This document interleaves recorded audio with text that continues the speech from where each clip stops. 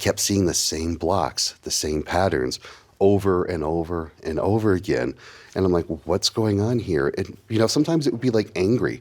They say, okay, I need to be this spiritual, highly enlightened person, but yet I still get angry about this and I get angry about that. So therefore, I'm not really doing my spiritual work. And I went, that doesn't make sense here.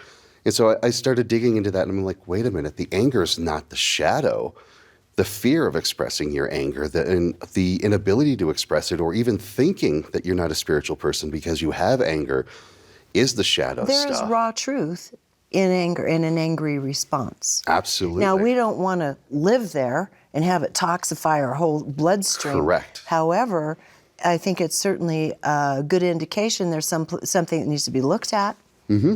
And in an acute moment, when something needs to be dealt with here and now and needs to be needs something to happen, you can pair your anger coming from the brainstem with the prefrontal cortex, which is your higher executive functioning, which is connected to higher self, to use that anger energy in a very positive way, in a very good outcoming way that actually helps boost your spiritual growth. And I realized that I saw that over and over again. A lot of people thinking they don't deserve these good things, they don't deserve that. They're holding themselves back, or in the paranormal world, negative paranormal interactions happening, thought forms, bad juju in the house. They're trying to do manifestation work and it just falls apart. I'm seeing the same patterns and I'm like, okay, we need to get to the root of what this is. And of course I saw, the typical place of working was like, oh, just throw more peace, love, and light at it. Just be moving to your higher self and take the peace, love, and light of higher self, call in the angels.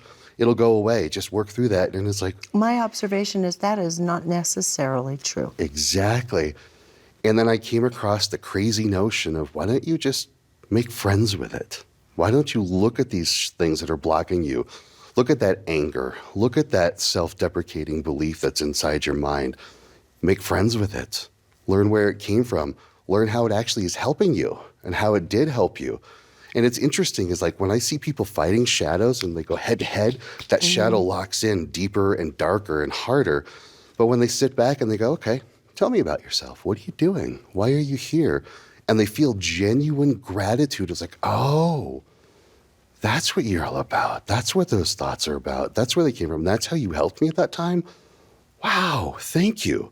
And it's that realization, suddenly the pattern's broken. The block is gone. And they're like, wait, what just happened? I'm like, well, you made friends with your shadow and you realized how it was helping you and what the benefit to that dark side that you were hiding all the time was. Now you don't have to deal with it anymore. It's gone. It's easy to work with. And what a relief. And I've got to say, in that sense, I am a bit out of my element in this because I don't even have bad dreams. I almost never even have a negative dream. And it's not that stuff doesn't happen in life that you have to contend with. You have to contend with challenging things in life, but I don't really know, I don't think I know the face of darkness at this point in my evolution all that well.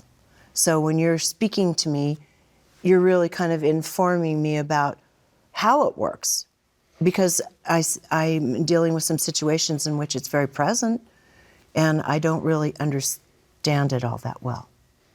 And I think it's just not my job this time around. You know what I mean? On one level, it's just not my job. So for me, you're actually kind of talking to a little bit, and certainly a neophyte at the very best. So first of all, one thing that I'm wondering about, because I've had a conversation with Jan Ingalls Smith recently, right? She's a psychologist, does shamanic work, and she's saying that she's seeing kind of an increase in what you would call spells that people are having over one another, or even casting consciously over one another.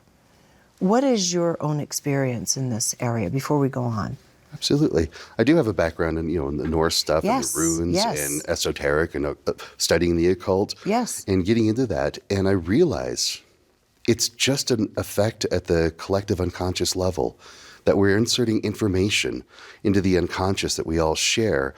And it might be related to another person. And because everything shares resonance, similarities attract and perpetuate, if this information is put into that collective unconscious, this other person will pick up on it. And here's the key part. They have an agreement to it. That information gets put out there and then they go, and I don't mean a conscious, logical, yes, you can have this attachment to me, but it's like a deeper emotional, So do you think energetic. On a soul level, some people, a spectrum of society, has chosen to understand the dark more and engage more deeply with it at this period in time? Definitely. It's actually something that's been around for a long time, but because we weren't dealing with it, because we were projecting it onto other people, we were saying it's your problem, not mine. Oh, because I'm upset about this or I'm uncomfortable about that, and it's your problem that it's that way. Instead, we're now going, wait a minute, what's making me uncomfortable about the way these people are acting?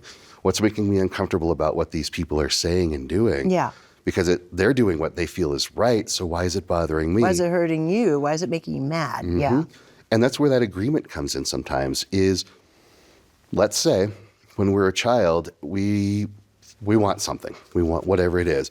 Mom and dad goes, oh, what do you think? Money grows on trees? You can't have that. We're not the kind of people that gets these sort of things. Or you've been a bad boy, a bad girl. You don't deserve to have this sort of thing. That's a program running in our mind. Now somebody casts that spell out there that says, well, you're going to be in abject poverty. This agreement comes and goes, well, yeah, because I've been a bad person. I don't deserve to have that. So they attach and they agree to have that spell of poverty that they took onto themselves because they don't deserve it. And then when we get into the shadow work, we realize mom and dad were saying that because they were frustrated with their bills, their own financial situation, and that we can give a different meaning to that experience of childhood, going, no, mom and dad are actually trying to protect us and trying to keep the family safe. And they were having a moment of an outburst that they didn't understand their own emotional output, but they were trying to protect. And it had nothing to do with me being a good person or bad person or deserve it. Right. And with that realization, that agreement's gone. Now that spell has no effect because they're like, no, I don't need this anymore.